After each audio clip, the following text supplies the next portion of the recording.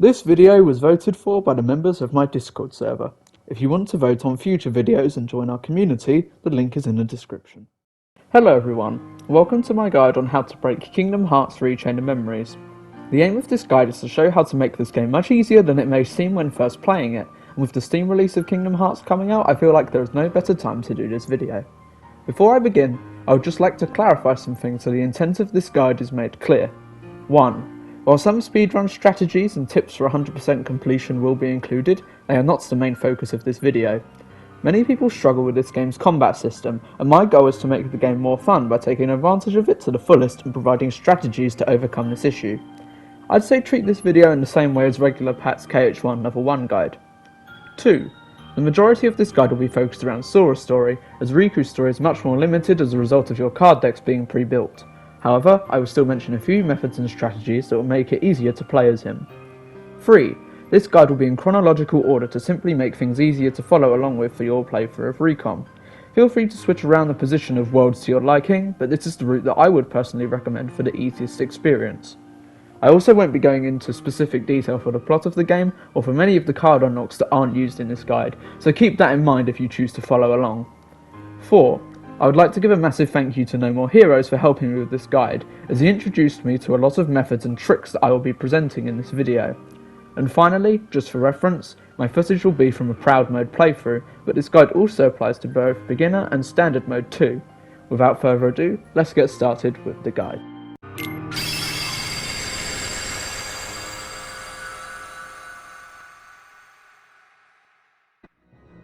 The game begins in Traverse Town, which is used as your tutorial world in this game. You will be given information on the basics of combat by the man in the black cloak, such as using cards, reloading cards, and the usage of friend cards, which will be useful in our next world. We don't get true freedom over our actions until after using the Moment's Reprise card to create a save, so continue as normal until then. Traverse Town is a fairly basic world for this run, as the main goal of the world is to get our level higher, start our collection of Moogle points, and get a red Nocturne enemy card, which we'll be doing later after beating Guard Armor. Moogle points can only be obtained in worlds outside of Agrabah by hitting objects in the environment, so in every room you create, make sure to hit as many interactive objects as possible for the most potential Moogle points. Sometimes you will not get anything at all or health orbs. That's not necessarily a problem, as the next world will contain the best spot for getting Moogle points in the whole game.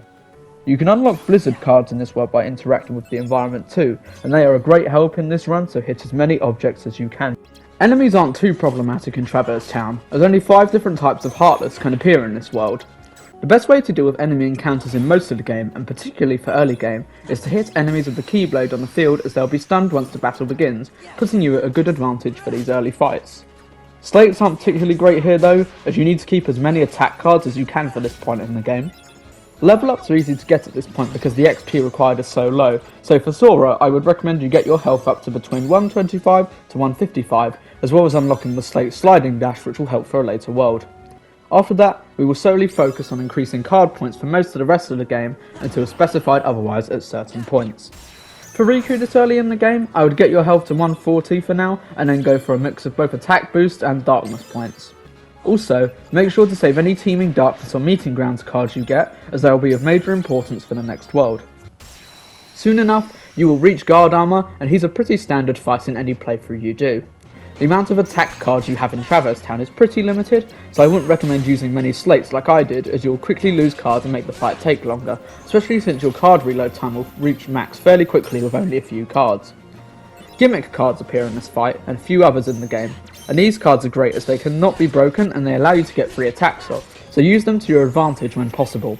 Either way, this boss isn't too difficult, so just take him down as usual. Upon beating Guard Armor, you unlock the Guard Armor enemy card, which increases the range of your attack cards. This isn't necessary to use, but if you would like to, then equip it, as you may find it useful for the next few worlds. We can now leave Traverse Town as we've completed the world's story, but I highly recommend going after the Red Nocturne enemy card. This is a card that gives a fire boost for 1 reload with a cost of 20 card points, which will be greatly useful in this game as a lot of regular enemy encounters will be dealt with using fire and blizzard. We don't have the best ways to manipulate enemy card RNG in this world due to our limited selection of attacks and slates, but for your best chances to obtain the card you should use a Sleeping Darkness room, do 10 dodge rolls before an encounter, don't hit the enemy to start the encounter, and have your final kill of the encounter be on a Red Nocturne. It may take a while, but as long as you're persistent, you will get it, and it will help get some more levels. Once you unlock it, put it in your deck straight away. Once you leave Traverse Town, you will have your first battle with Axel. Like guard armor, this fight is also fairly similar to how you would do it on a regular playthrough. Just don't use too many slates and dodge his attacks, which are thankfully weak and quite slow here. I wouldn't rely on Donald cards in this fight because there is a chance he casts fire and heals Axel, so I would just ignore them. Axel has just over 2 health bars, but you shouldn't worry, he will go down with relative ease, and once you have defeated him, you will unlock the fire card and access to the next 5 worlds. Some of the upcoming strategies will require certain slates and a specific amount of card points, so I will inform you of the level I was upon completing each world. After beating Axel and beating Traverse Town, I was at level 8.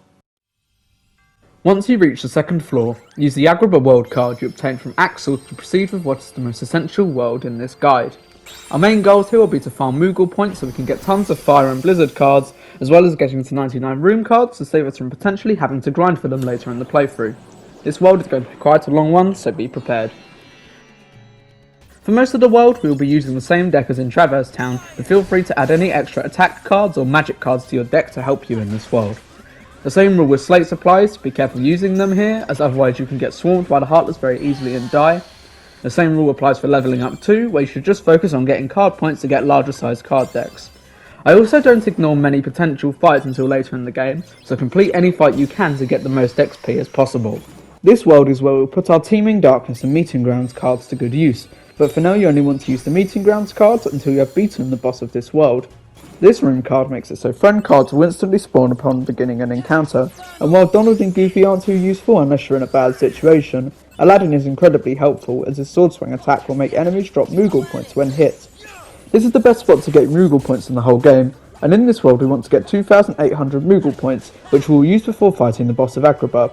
The way to get the most Moogle points is by hitting enemies to start encounters, which will allow Aladdin to attack the stunned enemies with ease.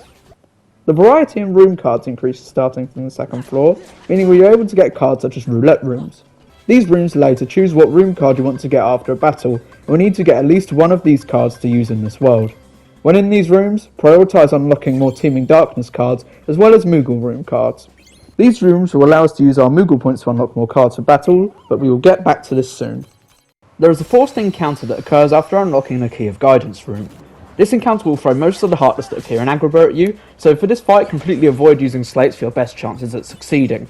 This fight can be pretty good for getting Moogle points too, as despite the Shadows, Air Soldiers and Yellow Operas, there are plenty of bandits and fat bandits for Aladdin to hit and drop plenty of points.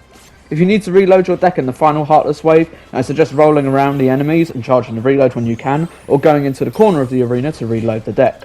Soon enough you'll have this fight completed, and thankfully it gives us the E for item card, which will come in handy for the deck we want to create. Continue on throughout the world as usual until you reach the Key to Truth room. You will want to use a Moogle room card on one of your previous rooms, and hit every interactable piece of the environment before using all of your points. Talk to the Moogle and buy all the magic card packs as well as the variety card packs. The amount of cards we have unlocked at this point is very small, meaning that we can get many more Fire and Blizzard cards than we would later in the game.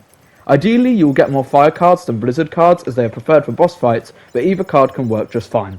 Once you have spent all of your Moogle points, rearrange your deck to consist of mainly of Firaga and Blizzaga states, as well as a Cure card, a couple of attack cards, and an Ether if you would like to have a quick magic card reload. The boss of this world is Genie Jafar, and while he is the worst boss in the game, in my opinion at least, he is quite easy. You have to hit the lamp that Iago is carrying around the arena, and with the great lock-on of Firaga and the massive range of Blizzaga, it won't be a problem whatsoever. Our red Nocturne enemy card is also put to good use here, or make quick work of this fight. Once you are done with this battle, you unlock the Genie Jafar enemy card, which you should put into your deck as soon as possible because it can prevent your cards being broken by enemies, which includes the cards you use in slates. This will come in handy for many boss fights throughout the game. We also unlock the Genie Summon card after watching the final cutscene of this world, but he won't be useful until the second round of worlds, so he can be ignored for now. In a similar way to Traverse Town, we don't want to leave straight away as now we want to get to 99 room cards. This is where our Teeming Darkness cards will come in handy, as these rooms spawn the most Heartless out of any room in the game currently, meaning we can get lots of cards very quickly here thanks to our new deck that allows us to spam Blizzaga and Firaga. If you want, you can also use more roulette cards if you seek particular rooms, but any room cards should be fine for now. For Riku, it is recommended to do this room card farming in Traverse Town, as enemies are weak there and the deck provided for you should allow you to take care of them easily. Once you hit the max amount of room cards, you can leave Agrabah, and upon leaving Agrabah, I was at level 16. Once you reach the 3rd floor, use the Olympus world card. During this world, we don't have much to do aside from get a blue Rhapsody card once we have completed the story. For most of the worlds from here, the standard enemy encounters will become much easier thanks to Firaga and Blizzaga. Any room cards are fine in this world too, but I'd recommend using rooms like Teeming Darkness whenever possible to get more Heartless encounters, and by extension, more XP. You'll always have other cards if need be thanks to our grinding for 99 room cards in Agrabah anyways, so don't worry about getting too low on them. There are 2 main bosses in this world, which are Cloud and Hades. Cloud is locked behind the Key of Guidance room, and while he may look to be a threat with his strong attacks and our low HP, he goes down very easily when you use boosted Firaga and Blizzaga slates, making him nothing more than an absolute joke. Hades is behind the Key to Truth room, and is similar to Cloud, although you are unable to use Firaga on him as it will heal him, so just focus on using Blizzaga as it will make quick work of him even without a Blizzard boost. He will go down very quickly, so have no worries about Hades possibly killing you in this fight. Once we are done with the boss encounters, it is time to grind for the Blue Rhapsody enemy card. In a similar vein to the Red Nocturne card, Blue Rhapsody gives a Blizzard boost for 1 reload, so it is a great help for our current deck. Also similarly to Red Nocturne, we can't fully manipulate the enemy card RNG to consistently get it, so for your best chances, use a Sleeping Darkness room card, do 4 dodge rolls before an encounter, don't hit the enemy to start the encounter, and have your final kill of the encounter be on a Blue Rhapsody. Once again, it may take a while, but you'll get some more levels, and eventually you will get the enemy card. For reference, you could go back to Traverse Town to farm this card too, but I found that Olympus gave me better luck. Either way, upon leaving Olympus, I was at level 22. After Olympus is completed, we will have most of the cards that will make exploring the rest of the worlds in this first batch fairly easy. You can do these 3 worlds in any order you like, but I would still suggest following the order I give for them. Once you reach the 4th floor, use your Halloween Town world card, and to be honest, there really isn't much to say for this world. Even though every floor of Castle Oblivion is meant to get more difficult, enemies are of no concern here, and with both the fire and blizzard boost they can be cleared even quicker than before. Not much happens here, so just go at your own leisure while clearing all encounters that you come across along the way. Our boss of this world is Oogie Boogie, and he is of no challenge whatsoever. Just avoid the dice that he throws out and try to break his attacks enough that a gimmick card can spawn.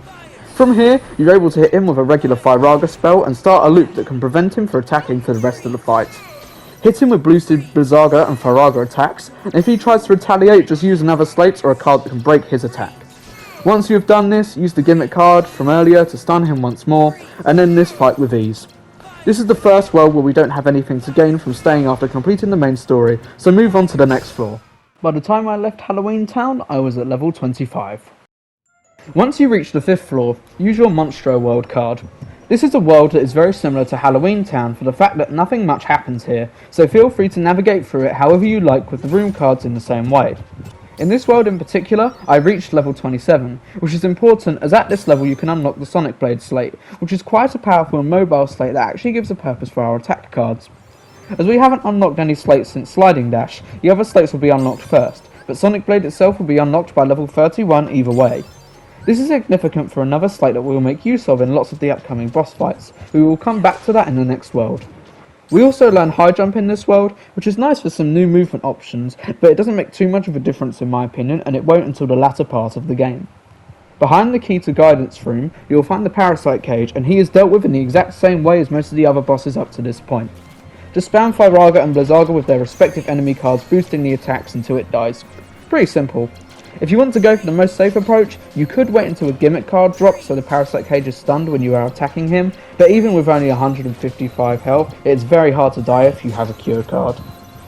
The Key to Truth room is even easier, with the encounter consisting of a large group of shadows you have to defeat to fill the Monstro gauge.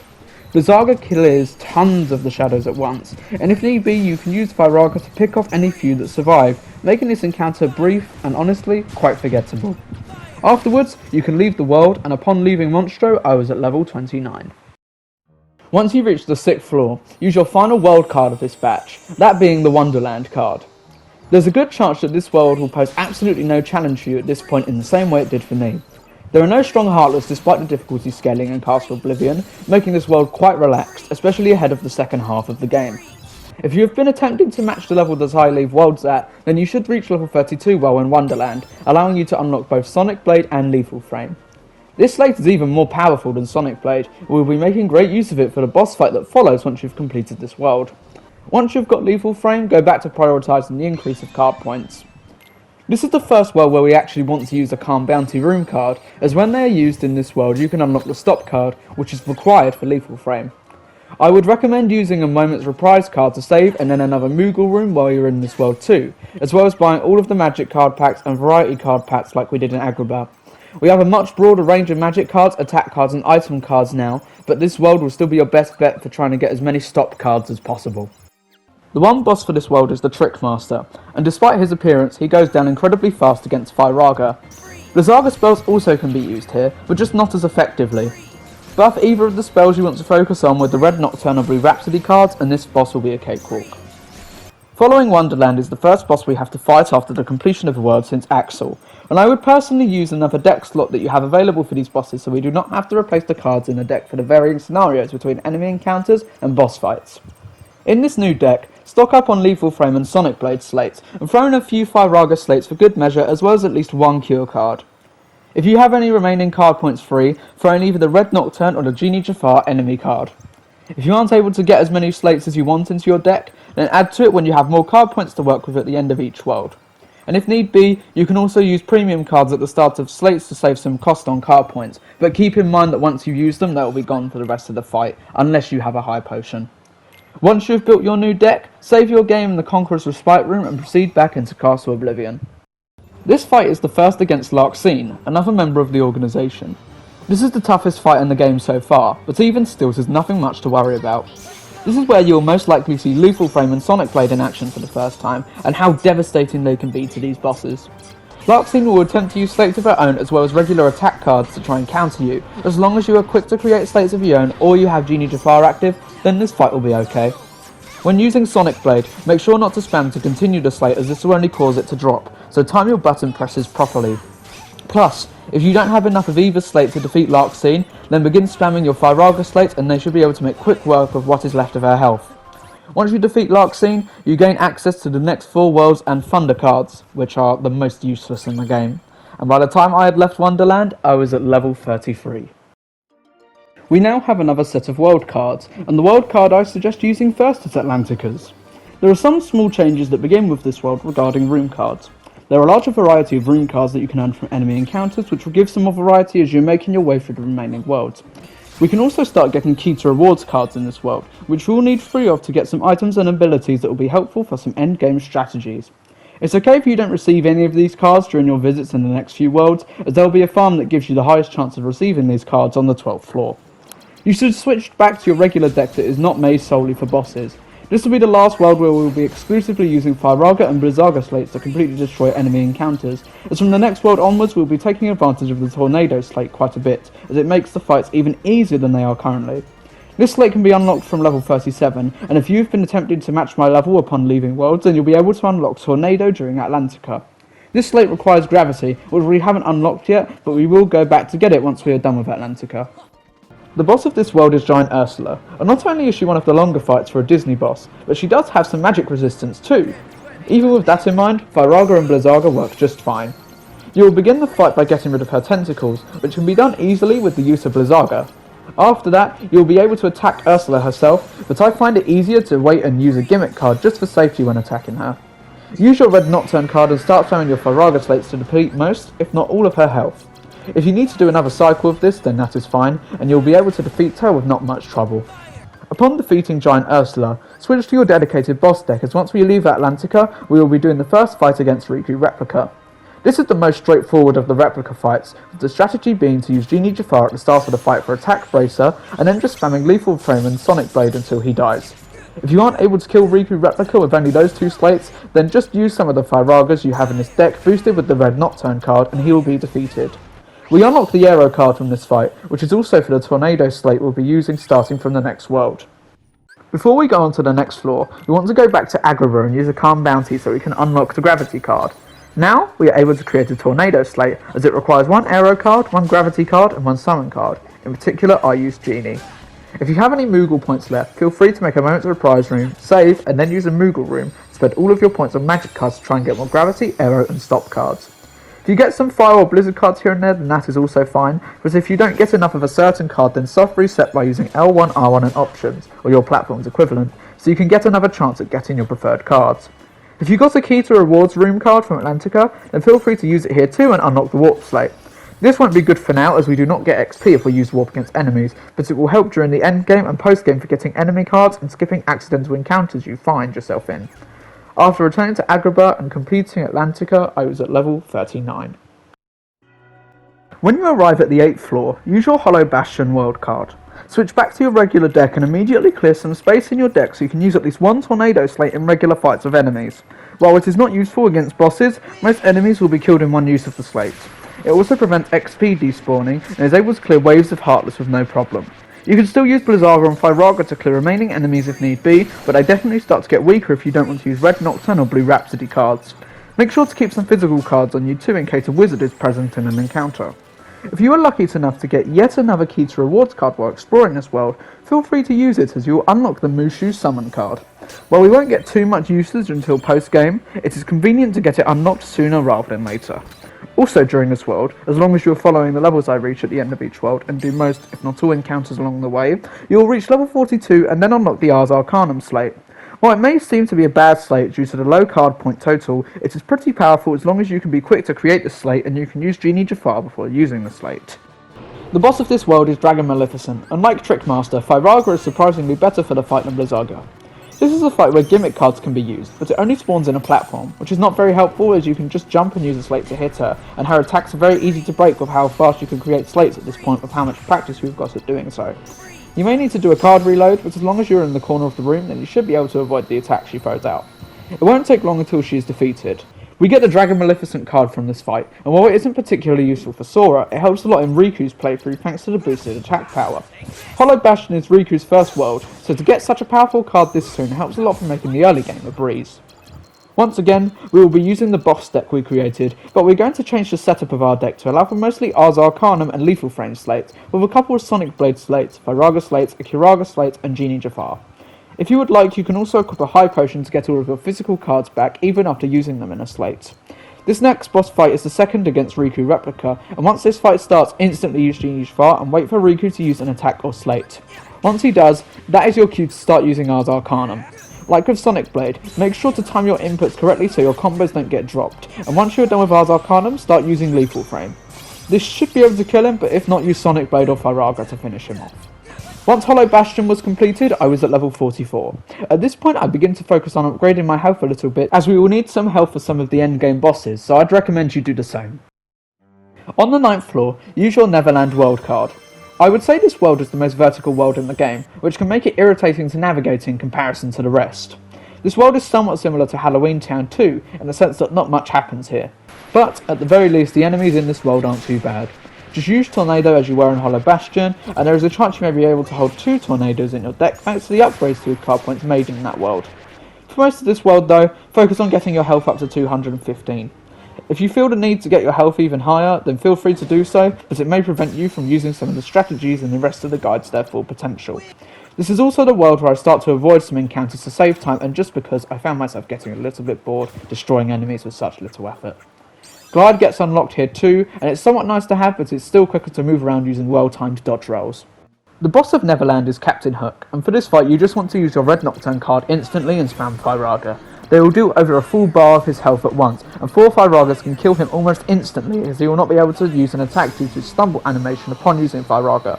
Thankfully we don't have another boss once we leave the world, so move on without issue to the 10th floor. After beating Neverland, I was at level 48. Once you reach the 10th floor, use your only remaining world card for the 100 Acre Wood. The 100 Acre Wood is a completely optional world in Recom, so it's up to you whether you want to do the minigames or not. If you decide to do them, then you unlock the Spellbinder, Mega Ether and Elixir cards, as well as the Confuse, Cross/Plus, Firaga Burst and Idle Romp slates. If not, then you can skip through each room and leave the world without any trouble. Either way, you will unlock Bambi once you leave back to Castle Oblivion, but she isn't exactly useful for us in this run. Once you clear the 10th floor, you will have your first battle against Vexen. As expected by this point, he stands no chance against your combination of Ars Arcanum, Lethal Frame and Sonic Blade slates when using Genie Jafar, so just go into this fight with your dedicated boss deck and you'll be good to go. You can alternatively go for options that are cheaper for card points, such as exclusively spamming Sonic Blade, but the fight will take longer as now enemies are getting significantly stronger between floors, including bosses. Once you defeat Vexen, you learn the Freeze Slate, which will be used in a couple floors' time, and you will also unlock the world card for Twilight Town. After leaving the 100 Acre Wood, I remained at level 48. Once you reach the 11th floor, the world order is now set in stone for the rest of the game, so use your Twilight Town card to progress. From this world onwards, you will notice that enemies feel considerably stronger in comparison to the previous batch of worlds, so prepare to not defeat most enemies with a single tornado slate. However, our XP gain is greater in this world and the rest of the game. I continue to skip some encounters in this world too, because by this point we are pretty close, if not above the level we are meant to be during this world. There are 2 bosses for Twilight Town, one during the world and one after the world. The fight during the world is the second battle with Vexen. Before this battle, equip your dedicated boss deck and then enter the Key of Beginnings room. Once the fight starts, throw an attack bracer and start using Ars Arcana between Vexen's attacks to get your opening, to also use Lethal Frame and Sonic Blade. There's a good chance that you won't defeat Vexen after using all of these slates, but as long as you are able to outlast his attacks while trying to reload your card deck, then you'll be able to begin spamming Ars Arcanum again. Even if it breaks, some damage will be dealt, and because Vexen at this point is most likely at low health, then after some more spam, he will die. At this point, I reached level 52, and you'll want to start going for slates again, as from level 52 you can unlock the Ragnarok slate, which will be vital for the final boss of the game. It will also prepare us for getting Mega Flare, and that slate will be used a lot in the post-game. Once we go back to Castle Oblivion, our third fight with Riku will begin. This fight is just as easy as the other 2. Use Genie Jafar, then pull one Ars Arcanum off between Riku's attacks, and then spam the rest of your slates. There's even a chance that your attack brace won't be fully used before the fight even ends. With that, we can move on to the 12th floor. Once I beat Riku Replica once more and completed Twilight Town, I was at level 52. Upon arriving at the 12th floor, use your Destiny Islands world card. You can now switch back to your regular deck until we leave the world. Tornado is still useful in this world, however it is obvious by now that you need multiple slates to defeat some enemies. And even so, it won't work on some, like the creeper plants, so just use Blizzaga for those. Up to this point, this was the world where I skipped the most encounters, so don't feel bad if you do the same. We can do the most effective farming here to try and get more key to rewards cards due to a higher drop rate being provided. To do so, we create a Teeming Darkness room as it will give us the most opportunities to start encounters. Alternatively, you can use a Looming Darkness card, but it won't be as easy to get the advantage on the Heartless. The boss of Destiny Islands is Darkseid, and as expected by this point just spam Firaga and Blizzaga to get rid of him quickly. Blizzaga doesn't work that well for this fight as Darkseid has a small hurt box, but it will still work decently as long as you jump before using the slate and only aim for his arms while using it. In the Conqueror's Respite for Destiny Islands, re-equip your dedicated boss card deck before leaving to go back to Castle Oblivion. We will now have our 4th and final encounter with the Riku Replica, and he is slightly harder than he has been previously. His attacks actually do decent damage, and if you don't play carefully while you're trying to get your openings with Ars Arcanum, then there is a chance that you may die. But as long as you have Attack Bracer and keep using your attacks once you have your opening, then the Replica will go down just as easily as the other 3 times we have fought him. That's not all though, as straight after we have a second fight against Larxene. Her attacks are very powerful, and something as simple as one Blade Storm can bring you down to 1 HP and get you killed due to the stun it places Sora in afterwards, letting Larxene pull off any attack she has. For the best odds in this fight, find your opening as fast as possible after using Genie Jafar. Also, make sure to create your slates as fast as possible by mashing a triangle button or your platform's equivalent, to prevent Larxene from using any of her attacks. Due to our deck being able to have plenty of slates at this point, you shouldn't need to reload any cards during this fight, and Larxene will go down pretty fast. After clearing Destiny Islands, Riku Replica and Larxene, I was at level 56. We have finally reached the top of Castle Oblivion and can now journey through the 13th floor. This is the time where we can finally begin to use the Warp Slate, which clears enemies on screen instantly. To create this slate, you need a stop card and 2 arrow cards, and this is what we will be using to fly through Castle Oblivion on the circumstance that we end up in an encounter. Otherwise, ignore the Heartless completely during this world. Also, if you have another Key to Rewards card, use it in this world to unlock Super Glide, which is the best movement option in the game. If you don't have any, then you can just go back to Destiny Islands and farm for them, as well as getting more level ups. Eventually, you will end up at the Key of Beginnings room, which will ask for a total of 99 rune card points. Thanks to our farming back in Agrabah, you should have enough cards to reach the total required to unlock the room. Although, save any roulette room cards or Moogle room cards if you intend to go for 100% completion, and if you don't have many cards we need for certain post-game strategies. Before properly opening the room, I would make one last moment reprise room so you can save your game before the upcoming fights. This is optional, but you could also make one last Moogle room too, so you can use up the last of the Moogle points you may have on trying to get more cards for your slates. While we are here, we are going to create another deck that consists of 3 slates that we got from the first Vexen fight, as well as stun impact slates that we unlocked while we were getting Sonic Blade. If you don't have enough cards to fill your whole deck with these 2 slates, then fill the rest of your deck with Blizzaga slates and add 2 Cure cards for Cura, an Aether card, and your Blue Rhapsody and Genie Jafar enemy cards. Once you are done, enter the key to Beginnings Room and start your second fight with Axel. This fight and the final boss fights are by far the hardest in the game, as one small mistake could cost you an attempt, but these strategies should hopefully help you clear them. For Axel, you want to begin by using your Genie Jafar card and getting a stun impact attack on him. He will be temporarily stunned, allowing you to follow up with a freeze attack. Just keep on using the slates in that order until you run out of them. You should finish on a freeze slate, which will give you time to use your Blue Rhapsody card. Try to pull off as many Blizzaga slates as you can before he teleports away to attack you. Once he does teleport, steer clear of any attacks that he throws out, and if you need to, reload your deck between the attacks. The downtime between attacks will also serve as your opening to continue using Blizzaga, and while your Blizzard boost may be gone, you should still have enough Blizzard cards available to create slates and defeat Axel at long last. Once you beat Axel, a new room will unlock, which will lead you to the man in the black cloak from the tutorial, who you will now know as Malusha.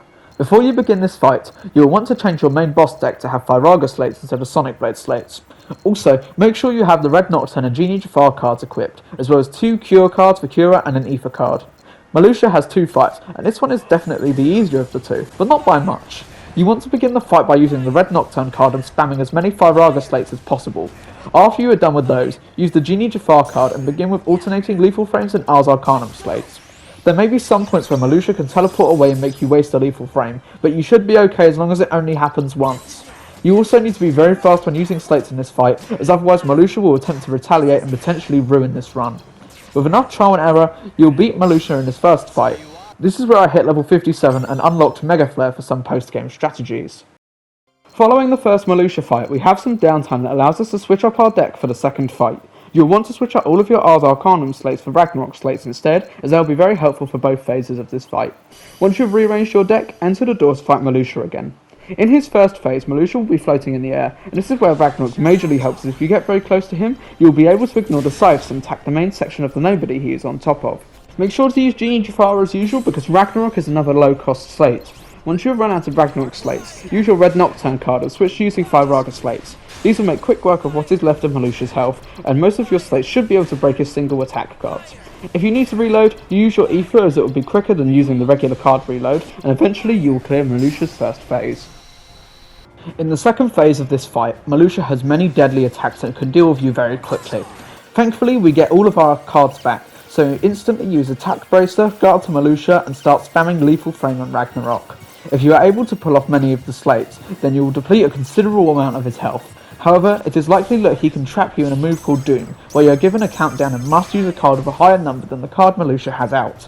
In this situation, it is best to just spam cards until you counter him, but if you still have some Attack Bracer left, then search for the card in your deck to not waste it completely. After you have run out of Ragnarok and Lethal Frame slates, use your Red Nocturne and switch to Firaga. There is an attack he can use at this point called Whirlwind to the Void, where all of your cards will be removed from your deck and you will have to reload manually to get them all back. If this happens, then just focus on getting your cards back as quickly as you can. Afterwards, continue to spam Firaga until he is defeated, and congratulations, as you have beaten Kingdom Hearts 3 Chain of Memories.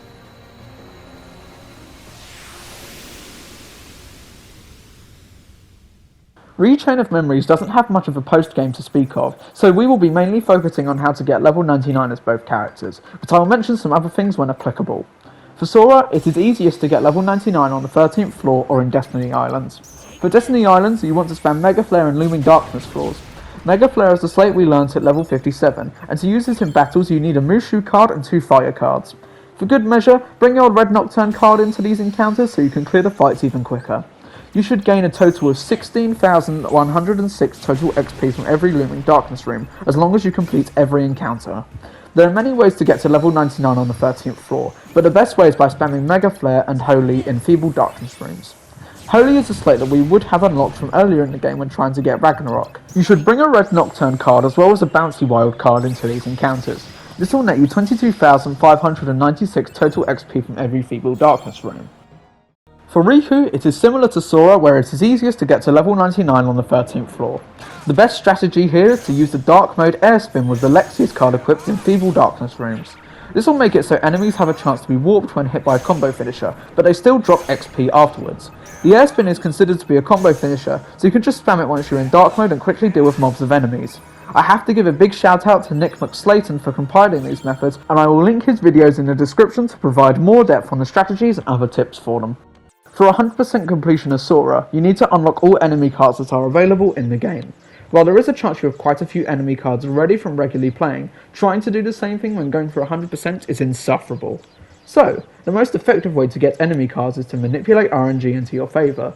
Thankfully, there is a very thorough guide made by Dereku which goes into depth on how the RNG works and how to manipulate it for each unique enemy card. I will be leaving the link for the video in the description.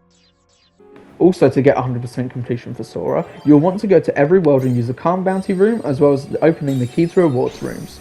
For some of the cards to appear, you will need to watch all of the cutscenes for 358 over 2 days. You are allowed to skip the cutscenes to get these cards to appear, so either do so before you play the game or before you open the remaining Key to Rewards rooms. You can also return to the worlds where you previously opened the rooms and reopen them to allow the cards exclusive to 358 over 2 days to appear. Well, that's about everything I have to share with you in regards to how to break Kingdom Hearts 3 Chain of Memories. This has by far been my biggest video yet, so I hope you guys enjoyed it, and I would appreciate some feedback as this is my first attempt at making a guide of this sort. I hope you guys learned something new from this guide, and I will hopefully see you for my next video. So yeah, I guess that's it. See ya!